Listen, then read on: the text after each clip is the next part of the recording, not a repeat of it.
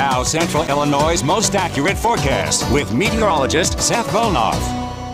Well, we told you yesterday that today was going to be a pretty dry day for a lot of us. There might be a few of those tiny little showers or storms mixed in out there, but otherwise it was going to be a pleasant kind of late spring day. That's kind of what we had up there in Gibson City as we look on. Still a good amount of sunshine. Some cloud cover certainly starting to build in, but those showers and storms, if you were underneath them today, you got a ton of rain in a very short period of time. You look at the satellite radar picture loop, it doesn't look like a whole lot's been happening. There's a little strip of showers and maybe a storm or two down there closer to I-70, but we zoom all the way in here to Champaign County. We find that one storm that was causing us some troubles here directly in town earlier today just built up right over town, really increased in strength, and then just rained itself out there for the span of about an hour and a half. But let's just take a look at some of the rainfall totals we showed you right before break. Again, right here in town, there are some reports upwards of 4 inches of rain. But over there by the airport, they got absolutely nothing, not a single drop. And that's interesting because when we have to submit our forecast to the platform that verifies if we're the most accurate or not, we do the forecast for the Willard Airport because that's where they can verify whether or not it rained or what the temperature was. So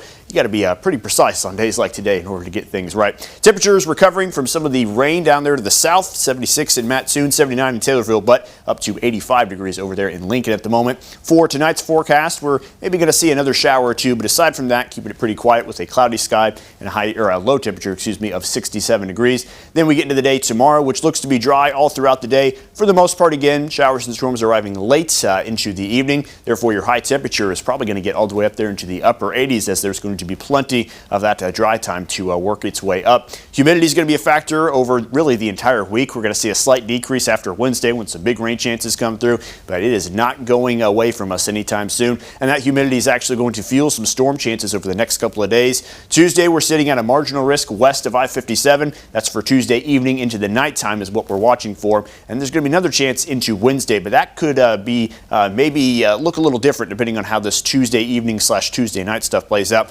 Looking like one of those Boeing storm complexes could move through the area. Usually with these, you're watching for some strong winds and some hail. As far as timing and location, though, nothing's precise. These models really like to move things around there from one run to the next. So just keep in mind something like this could take place. It's likely to take place into the evening or maybe overnight hours. Will it move in at 9 p.m.? Will it move in at 11 p.m., midnight? That's kind of one of the things that we have to watch for and see what the models show from one run to the next. But if it hangs around into the morning, it could kind of spoil things for Wednesday, but current projections show that that may not be the case. We may recover pretty well into the day Wednesday, get that fuel built up with the heat and humidity, and that will provide an even greater chance for severe weather. As we see, currently a slight risk is in place across the entire area for the day Wednesday, and depending on how things play out, we could see maybe some supercells here in the area that would certainly be capable of all hazards. We'll mainly be watching for really strong winds, especially if those storms kind of form a little line segment. 70 to 80 mile an hour gusts would be a big thing, but also your flooding, your hail, and of course your tornado threat are going to be on the board. Just kind of depends again how that Tuesday night stuff plays itself out. So we're really keeping a close eye on the next couple of days for your storm chances.